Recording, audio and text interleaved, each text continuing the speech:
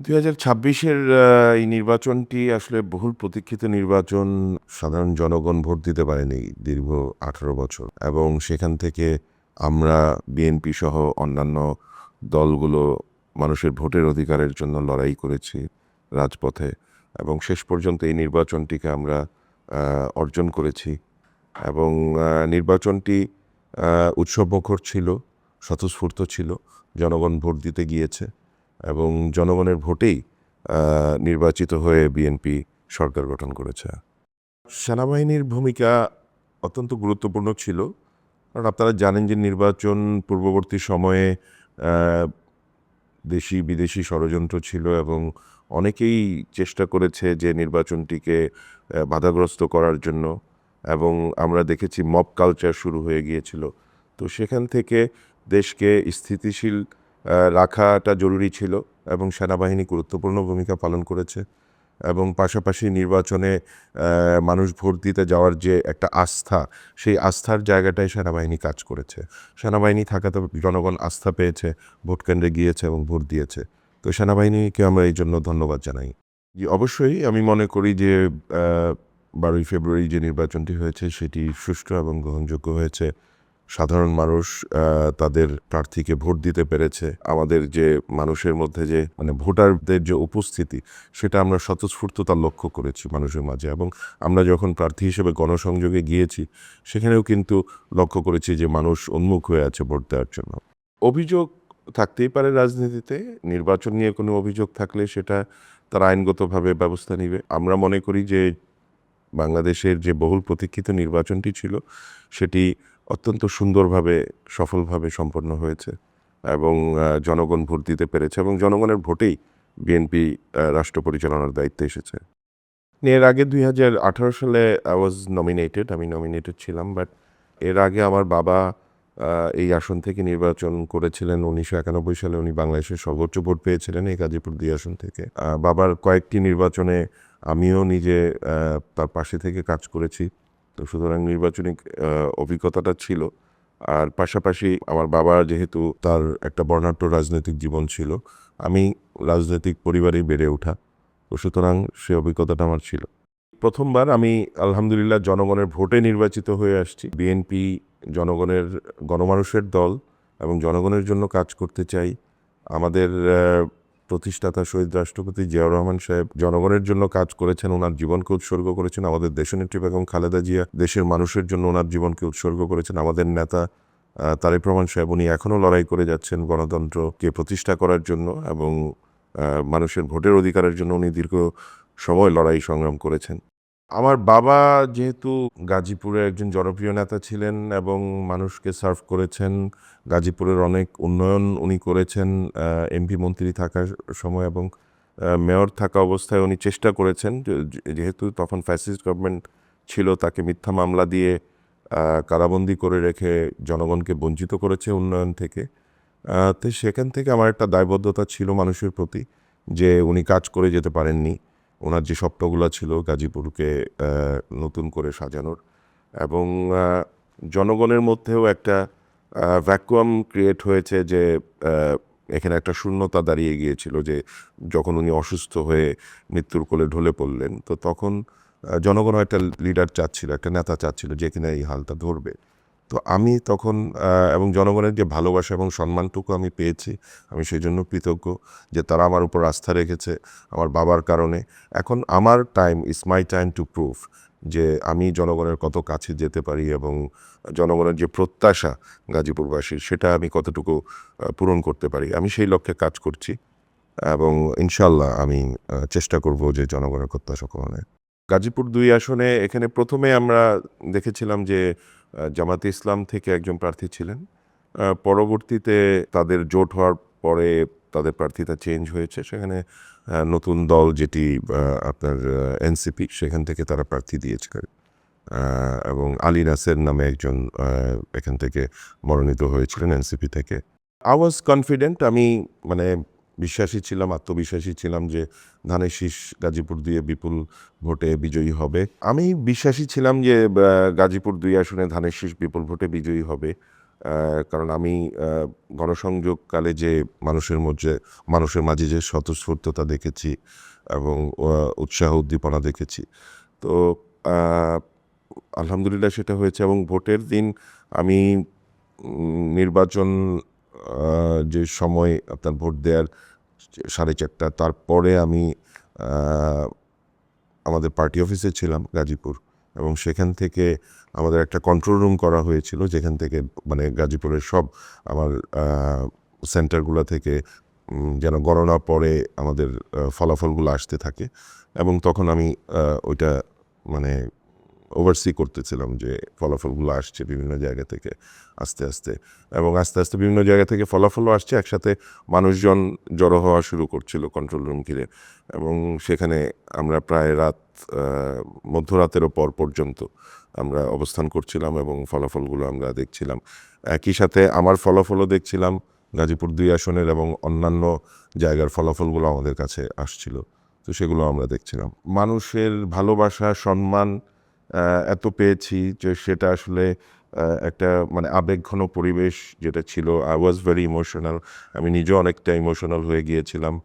এবং আমার বাবা এই আসন থেকে এমপি ছিলেন, মন্ত্রী ছিলেন, তো পরবর্তীতে জনগণ আমাকে তাদের পরবর্তী কাজ করার জন্য আমাকে বেছে নিয়েছে, সেজন্য আমি অনেকটা ইমোশনাল হয়ে পড়েছিলাম, এবং সেজন্য আমি সকলের কাছে কৃতজ্ঞ। ব্যক্তিগত, সমষ্টিগত সকলভাবেই আমরা এটাকে দীর্ঘ লড়াই সংগ্রামের ফল। আজকে আমরা আমাদের এই নির্বাচন 12 ফেব্রুয়ারি যে 2026 সালের নির্বাচনটিকে আমরা অর্জন করেছি। এখানে দীর্ঘ 18 বছর আমাদেরকে লড়াই সংগ্রাম করতে হয়েছে রাজপথে।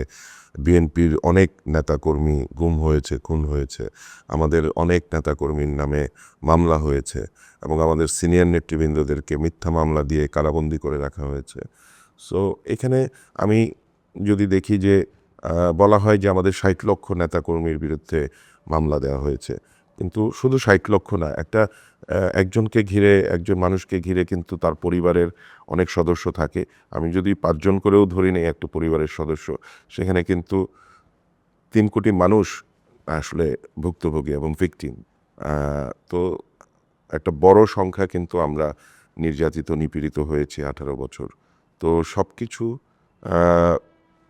অর্জন হচ্ছে গিয়ে এই নির্বাচন। আমার ফ্যামিলি ধরতে গেলে অনেক ছোট। আমার কোনো ভাই বোন নেই। আমার স্ত্রী এবং 2 মেয়ে। আমার ওয়াইফ অনেক পরিশ্রম করেছে এই ইলেকশনে, সেজন্য আমি তার প্রতিও কৃতজ্ঞতা জানাই, ধন্যবাদ জানাই। তারপর আমার পরিবার যেটা হয়েছে, যে বিএনপি আমার একটা পরিবার। বিএনপির যে আমার সহকর্মীরা আছে, নেতাকর্মীরা আছে, তারা সকলেই আমার পরিবারের অংশ। এখন এবার নির্বাচিত হয়ে গাজীপুরবাসী কিন্তু আমার পরিবারের অংশ হয়ে গেছে। সুতরাং আমি মনে করি যে এই এত বড় পরিবারটা তাদের ভাগ্য উন্নয়নে কাজ করাটা, এটা আমার জন্য যেরকম একটা গর্বের বিষয়, কিন্তু আবার বড় একটা দায়িত্ব বটে। তো সেই দায়িত্বটা আমি কনফিডেন্ট যে আমি কাজ করতে পারবো তাদের জন্য। আমার বাবা যেভাবে নিঃস্বার্থভাবে তাদের জন্য কাজ করেছেন, আমিও সেভাবে করব, এবং তাদের প্রত্যাশা যেন পূরণ হয় সেজন্য আমি কাজ করবো ইনশাআল্লাহ। গাজীপুর 2 আসনটি পুরোটাই আপনার গাজীপুর সিটি কর্পোরেশনের মধ্যে পড়েছে, এবং গাজীপুর সিটি কর্পোরেশনের 4টি থানা এখানে আছে আউট অফ 8। সদর মেট্রো থানা, টঙ্গী পূর্ব পশ্চিম থানা, গাছা থানা, এবং আরও একটি থানার কিছু অংশ, একটা ওয়ার্ড সেখানে। তো আমরা ধরতে গেলে মানে 4+ থানা এখানে আছে। গাজীপুর হচ্ছে কি ইন্ডাস্ট্রিয়াল বেল্ট, এবং এখানে আপনার প্রায় 25 লাখ আমাদের পোশাক শ্রমিক ভাই বোনেরা থাকেন, কাজ করেন, এবং বাংলাদেশের 64 জেলা থেকেই মানুষজন এখানে অবস্থান করেন, বসবাস করেন। এবং এখানে আপনার গাজীপুর 2 আসনের মধ্যেই কিন্তু বাংলাদেশ সিকিউরিটি প্রিন্টিং কর্পোরেশন, টাকশাল যেটা আমরা চিনি, তো সেটা অবস্থিত, এবং ordinance factory, machine tools factory, ধান গবেষণা, কৃষি গবেষণা, উন্মুক্ত বিশ্ববিদ্যালয়, জাতীয় বিশ্ববিদ্যালয়, কৃষি বিশ্ববিদ্যালয়, এবং এছাড়াও অনেক আপনার বেসরকারি গুরুত্বপূর্ণ প্রতিষ্ঠান গাজীপুরে আছে। তো সেদিক থেকে, এবং ঢাকার পাশে যেহেতু অত্যন্ত গুরুত্বপূর্ণ একটি সিটি, তোরার পর থেকেই কিন্তু টঙ্গী শুরু। তো সেখান থেকে আমার আসনের শুরু, এবং এর পাশে আছে আশুলিয়া, গুরুত্বপূর্ণ জায়গা। সেখানেও অনেক মিল ইন্ডাস্ট্রি আছে, সাভার আছে। তো গাজীপুর অত্যন্ত গুরুত্বপূর্ণ সিটি এবং ঢাকার প্রবেশদ্বার উত্তরাঞ্চলের সাথে। তো সেখান থেকে গাজীপুর ২ আসনটি বাংলাদেশের সর্বোচ্চ ভোটার সংখ্যা এখানে, ৮ লাখের উপরে ভোটার। যেহেতু এটা সিটি কর্পোরেশন, তারপরও এখানে কিন্তু কোনো কিছু এলাকা আছে যেগুলো আনডেভেলপড, যেগুলো এখনও ডেভেলপ হয়নি। তো সেখানে কিন্তু গ্রাম্য পরিবেশ আছে, এখানে কিন্তু কৃষি জমিও আছে, আবার ইন্ডাস্ট্রিও আছে। আমাদের গাজীপুর আপনি জানেন যে এটা ন্যাশনাল মানে জাতীয় উদ্যান, যেটা আমরা বলি ন্যাশনাল পার্ক। তো সেটা গাজীপুরে, এটাও এই গাজীপুর ২ আসনে। এবং এখানে সমস্যা অনেক, যেহেতু জনসংখ্যা অনেক। এখানে আমাদের মাদক একটি বড় সমস্যা, এবং চলাচলের জন্য আমাদের যে ইনফ্রাস্ট্রাকচার যেগুলো করা হয়েছে, তো সেগুলো কিন্তু অপরিকল্পিতভাবে করা হয়েছে। আমাদের সুযোগ আছে গাজীপুরকে নিয়ে একটি পরিকল্পিত শহর গড়ে তোলা, কারণ ঢাকাকে আমরা সুযোগ পাইনি, ঢাকা অলরেডি ডেভেলপড। তো এখন যদি আমরা ঢাকাকে আমরা এক্সটেনশন করতে চাই ওইদিকে, তাহলে কিন্তু গাজীপুরই একটি সুন্দর জায়গা যেটাকে এখনও পরিকল্পিতভাবে গড়ে তোলা যায়। তো সেই সুযোগটা আমাদের কাছে আছে, সেটাকে আমাদের কাজে লাগাতে হবে। কিন্তু বিগত এই 18-20 বছরে আমরা তেমন কোনো উন্নয়ন দেখিনি। যতটুকু হয়েছে সেগুলো মেগা প্রকল্প হয়েছে, লুটপাট হয়েছে, কিন্তু উন্নয়ন তেমন হয়নি। নতুন স্কুল কলেজ হয়নি, তরুণ প্রজন্মের জন্য যে কর্মসংস্থানের সেটার কোনো ব্যবস্থা হয়নি। এবং এখানে অনেক বেকারত্ব একটা বড় সমস্যা, মাদক সমস্যা, বেকারত্ব সমস্যা, এবং চলাচলের জন্য যোগাযোগ ব্যবস্থা। বিআরটি প্রকল্প একটা আছে যেটা আপনার গাজীপুরবাসীর জন্য গলার কাটার মতো। এটা দীর্ঘদিন ধরে গাজীপুরবাসী এই অভিশাপ বয়ে বেড়াচ্ছে, এবং এটাকে অপরিকল্পিতভাবে করা হয়েছে।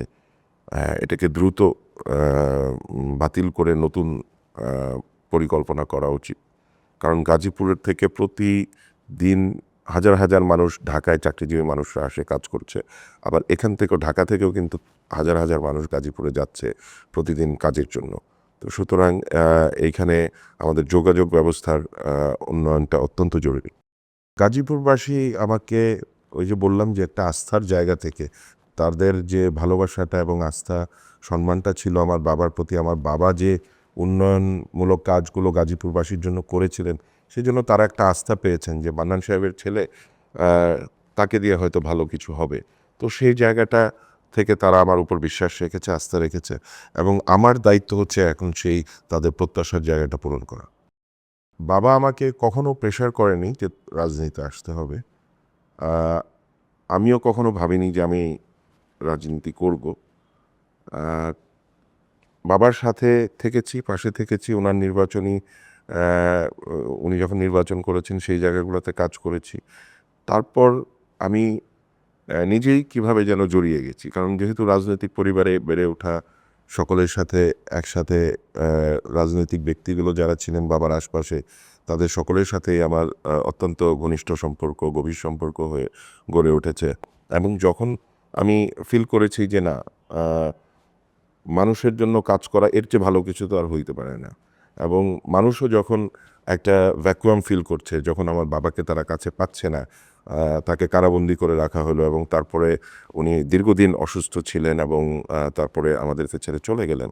তো তখন কিন্তু একটা শূন্যতা গাজীপুরে ছিল, এবং তারা চাচ্ছিল যে কেউ তাদের প্রত্যাশার কথাগুলো বলবে, তাদের যে সমস্যাগুলোর কথাগুলো বলবে। আমি যখন গেলাম তারা আমাকে সেই ভালোবাসাটা দিল, এবং তারা আমাকে আপন করে নিল। আমিও তাদের সেখানে সম্মানিত বোধ করলাম। তখন চিন্তা করলাম যে এর চেয়ে ভালো কিছু তো হইতে পারে না, মানুষের জন্য কাজ করা। আমি যদি ৫ জন মানুষের উপকারও করতে পারি, তো সেখান থেকে আলহামদুলিল্লাহ। মাদক সমস্যার সমাধান এটা হচ্ছে গিয়ে বড় চ্যালেঞ্জ একটা, কারণ আমাদের মাদকটার নিয়ন্ত্রণ করতে গেলে ড্রাগ ট্রাফিকিং আইনটা আরও কঠোর করতে হবে। কারণ মাদক যদি বর্ডারের ভিতর ঢুকে যায়, তখন কিন্তু এটাকে নিয়ন্ত্রণ করা আরও কঠিন। এবং আপনারা দেখেছেন যে আমাদের মাননীয় প্রধানমন্ত্রী, উনি কিন্তু গতকালকেই ঘোষণা করেছেন জুয়া এবং মাদকের বিরুদ্ধে উনি কঠোর পদক্ষেপ নিতে যাচ্ছেন। আমরা বিশ্বাস করি যে আমরা সত্যিকার অর্থে যদি কাজ করি, কারণ এখানে একটা বড় জায়গা, সরকার, প্রশাসন এবং সকলকে একসাথে মিলে কাজ করতে হবে। এবং এখান থেকে যদি আমরা আমাদের যুব সমাজকে রক্ষা করতে পারি, আমাদের উন্নয়ন আরও ত্বরান্বিত হবে।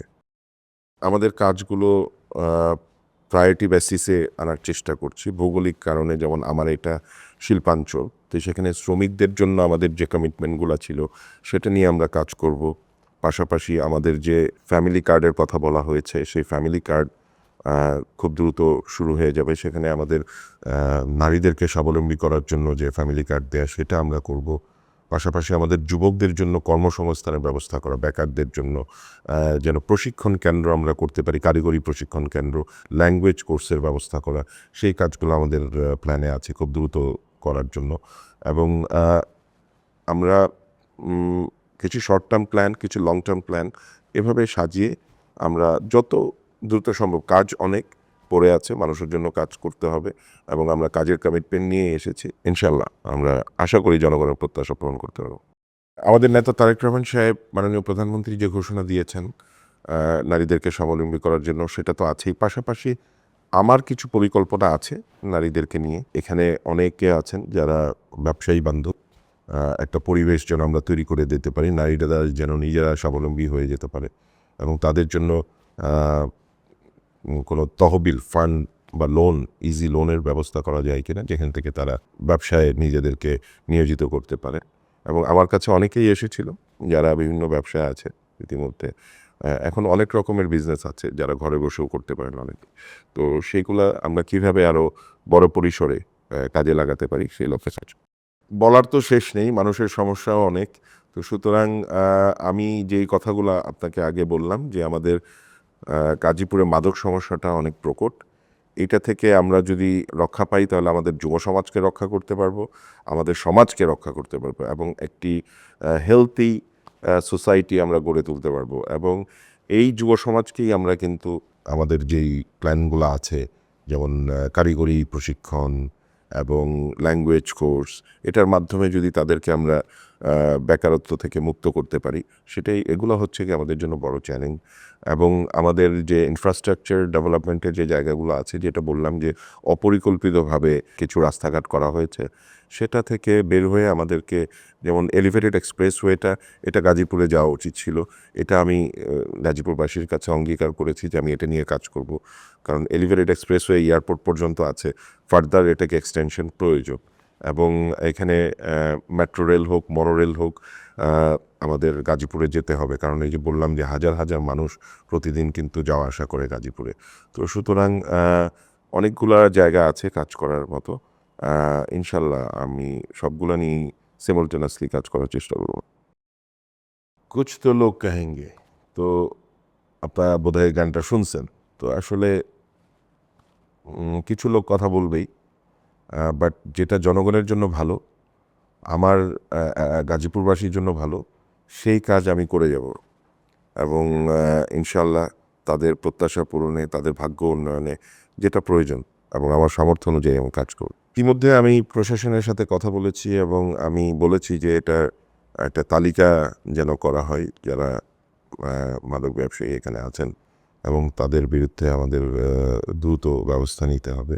পাশাপাশি স্ট্রিট ক্রাইম যেগুলো আছে, চুরি, ছিনতাই, তো সেগুলোকে রোধ করার জন্য সাধারণ মানুষ যেন শান্তিতে চলাফেরা করতে পারেন। কারণ আমাদের অনেক শ্রমিক ভাই বোনেরা কাজ করেন, তারা বেতন নিয়ে রাতের বেলা হয়তো বাড়িতে যান, তখন কিন্তু তার টাকাটা ছিনতাই হয়ে যায়। তো ছিনতাই হয়ে গেলে একটা শ্রমিকের 1 মাসের সম্বল যদি কেউ ছিনতাই করে নিয়ে যায়, আপনি বুঝতে পারছেন যে তার অবস্থাটা কী হয়। তো সেই ক্ষেত্রে আমাদের স্ট্রিট ক্রাইমগুলো বন্ধ করা অত্যন্ত জরুরি এবং আমাদের কঠোর নির্দেশনা আছে চাঁদাবাজির ব্যাপারে, যে এখানে অনেকেই অনেকের নাম ব্যবহার করে। আসলে চাঁদাবাজদের কোনো দল নেই, এরা কিন্তু সবসময় সরকারি দল।